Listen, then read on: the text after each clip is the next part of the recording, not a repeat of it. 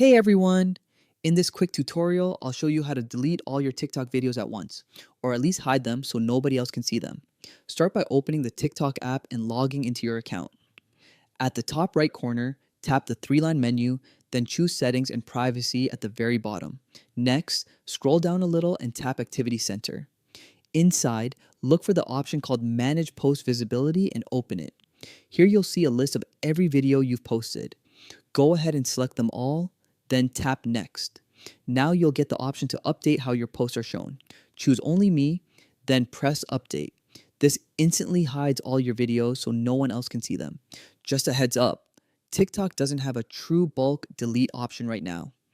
This method doesn't fully erase your videos, but it does remove them from your public profile in just a few taps. If you ever change your mind, you can go back and adjust visibility again. And that's it.